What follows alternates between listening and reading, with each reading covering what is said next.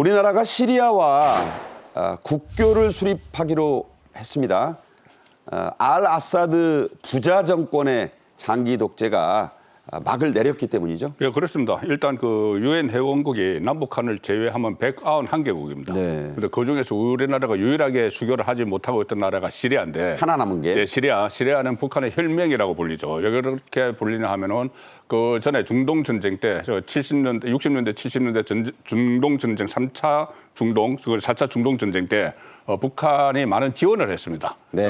그 시리아에. 그래서 시리아가 북한의 혈명이라고 불렸는데 그 알 아사드 정권 때 그때는 뭐 전투기 조종사를 보냈다고 그래요? 네, 전투기 조종사뿐이 아니고 미사일, 화학 무기도 제공을 하고 여러 가지 무기를 지원을 했죠. 그런데 알 아사드 정권이 얼마 전에 무너졌지 않습니까? 그렇죠. 그리고 아사드가 지금 러시아로 망명한 상태이기 때문에 과도 정부가 들어서 있습니다. 그 아사드는 아들 아사드죠. 아들 아사드죠. 예. 예, 그 알 아사드인데 그래서 과도 정부가 들어서 있기 때문에 이 과도 정부와 지금 저 수교 협상이 거의 마무리 단계에 있고 우리가 그 국무회의를 통해서 이것을 이제 공식화할 수 있는데 작년에 저희들이 쿠바하고 그 수교를 했죠. 쿠바도 그 북한과 형제의 나라 이렇게 그렇죠. 불렸는데 형제국이죠. 예, 형제국인데 쿠바와도 수교를 했고 마지막 하나 남은 시리아와도 다시 국교를 수립을 했기 때문에 유엔 회원국 중에서는 우리가 국교를 수립하지 않은 나라가 이제 없어졌죠. 그렇군요. 예. 100%다. 100% 다 했습니다.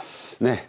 자, 외교 성과를 이 숫자로만 따질 일은 물론 아니죠. 하지만 우리나라와 북한의 이 수교국 현황, 나름대로 이제 의미가 있는데 차이가 많이 나죠? 네, 그렇습니다. 30개국 이상 차이가 납니다. 조금 전에 말씀드린 대로 들으신 대로 유엔 회원국 이제 191개국하고 수교를 맺게 되고 유엔 회원국은 아닌데 교황청하고 그리고 오세아니아 섬나라 쿡제도하고 니우에라는 곳이 있는데 여기하고도 우리가 수교를 맺고 있어서 시리아와 수교를 맺을 경우에 194개국과 수교를 맺는 그렇군요. 셈이 되고요. 그리고 북한 같은 경우에는 지금 159개국하고 수교를 맺고 있습니다. 그러니까 30개국 이상 차이가 나는 것이죠. 사실 시리아는 북한하고 1966년에 수교를 맺고 나서 굉장히 긴밀한 관계를 유지를 해왔습니다. 그래서 아사드 정권하고 굉장히 친밀했는데 과도 정부가 들어서면서 아사드 정권과 긴밀했던 나라들 그러니까 북한하고 러시아 이런 나라들하고 좀 앞으로 관계를 멀리하겠다 이런 방침을 세운 것으로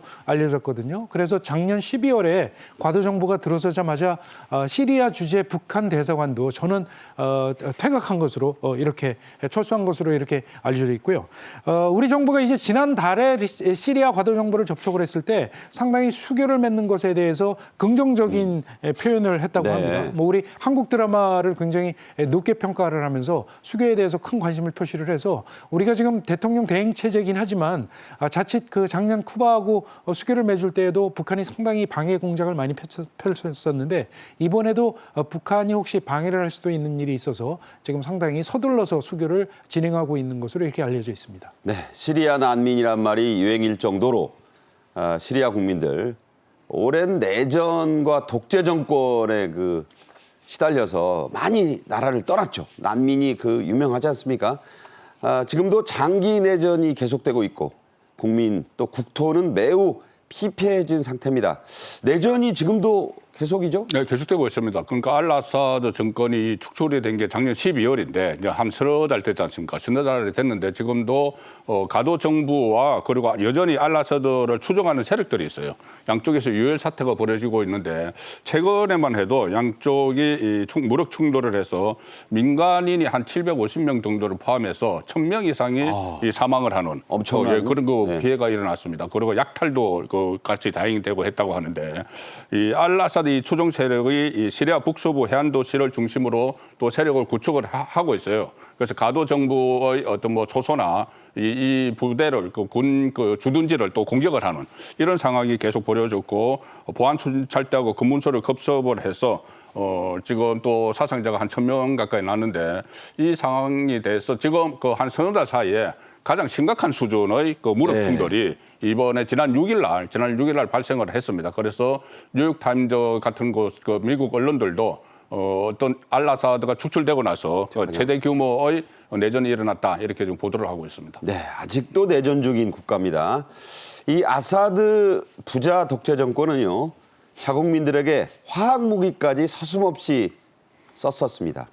악명 높은 살인가스, 또 염소가스였죠. 네, 그렇습니다. 알아사드 독재 정권에 반대를 해서 이 반군이 일어난 게 꽤 오래됐습니다. 그래서 지금 시리아에서 반군이 내전을 일으킨 게 한 13년 정도 됐거든요. 근데 그동안 이 한 자국민들을 대상으로 염소 가스라든지 살인이라든지 이런 화학무기 독가스를 사용을 한 것이 한 300건이 된다고 이렇게 보고가 돼 있습니다. 네. 예를 들면 가장 심각했던 경우가 2013년 8월에 시리아의 수도 다마스커스 인근의 구타라는 지역이 있습니다. 반군이 장악하던 지역이었는데 정부군이 에워싸고 계속 공격을 하던 중에 2013년 8월에 시리아 정부가 살인가스를 살포를 해서 아사드죠, 그때. 아사드 정권이 살인가스를 살포를 해서 1,400명의 민간인이 사망을 했거든요. 학살이었죠, 학살. 그렇습니다. 살인가스가 이게 색도 없고 냄새도 나지 않아서 신경을 마비시키고 곧바로 호흡이 멈춰지는 뭐 이런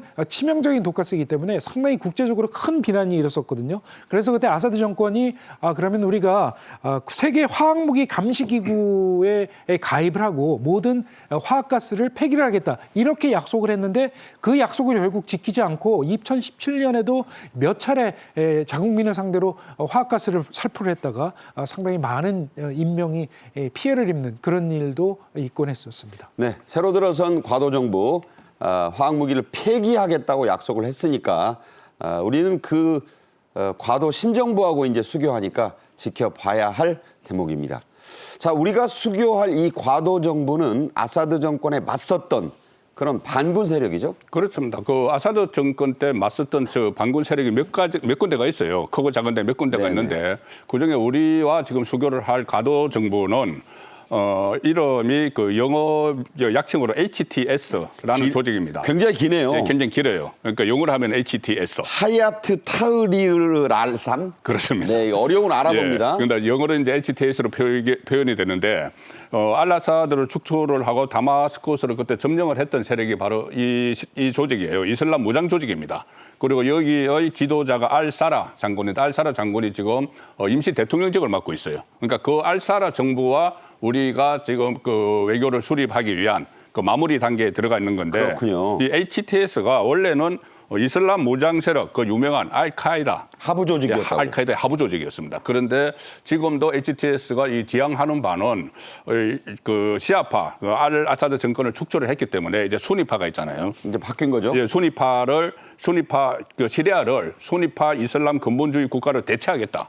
이렇게 하니까 상당히 강경한 것 같지만 그렇죠. 본인들은 일단 저기 온건 노선을 주장을 하고 있습니다. 그래서 미국과 이스라엘은 지금 의심하고 있죠. 미국과 이스라엘은 여전히 의심하고 있죠. 근데 본인들은 여성들의 이제 히잡 착용 있지 않습니까? 이것도 좀 허용을 하는 쪽으로 해서 우리는 온건주의자다 하지만은 원래 알카에다의 하부 조직이었기 때문에 네네. 미국과 이스라엘은 계속 견제를 하는 감시를 하는 그런 상황이죠. 예.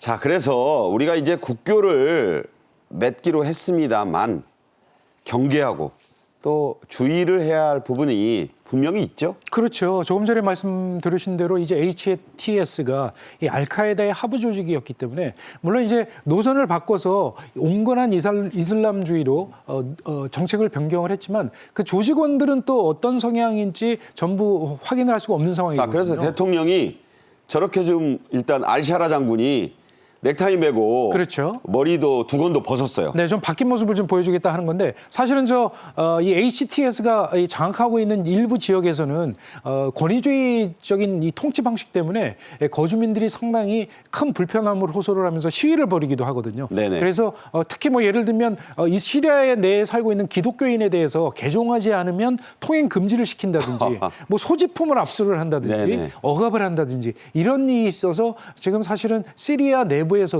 이 HTS가 온건한 이슬람주의가 맞는지에 대해서 의심하는 그런 사람들도 있곤 해서 미국 같은 경우에도 아직도 테러 집단으로 지정하고 있는 그런 상황이라고 볼 수 있습니다. 네, 2018년에 미국이 테러 조직으로 지정했는데 8년이 지난 지금까지 안 풀고 있다. 이 점은 좀 주의해서 보셔야 할 것입니다.